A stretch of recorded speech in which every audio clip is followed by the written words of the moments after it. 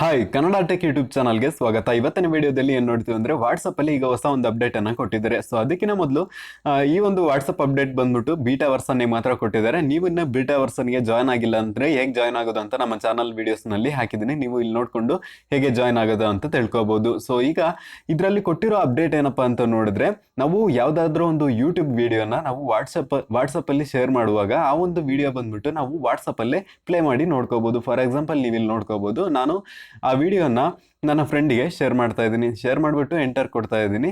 So ನೀವು ಇಲ್ಲಿ ನೋಡ್ಕೋಬೋದು, ಈ ರೀತಿ ಬರ್ತಾ ಇದೆ. ಸೊ ನಾವು ಇಲ್ಲಿ ಮೇಲೆ ಪ್ಲೇ ಬಟನ್ ಇದೆಯಲ್ಲ, ಅಲ್ಲಿ ಕ್ಲಿಕ್ ಮಾಡಿಕೊಂಡು ಈ ಒಂದು ವಿಡಿಯೋನ ನಾವು ವಾಟ್ಸಪ್ನ ಸ್ಕ್ರೀನ್ ಮೇಲೆ ಪ್ಲೇ ಮಾಡಿ ನೋಡ್ಕೋಬಹುದು. ಸೊ ನೀವಿಲ್ಲಿ ನೋಡ್ಕೋಬಹುದು, ಈ ಒಂದು ವಿಡಿಯೋ ಬಂದ್ಬಿಟ್ಟು ವಾಟ್ಸಪ್ನ ಸ್ಕ್ರೀನ್ ಮೇಲೆ ಪ್ಲೇ ಆಗ್ತಾ ಇದೆ.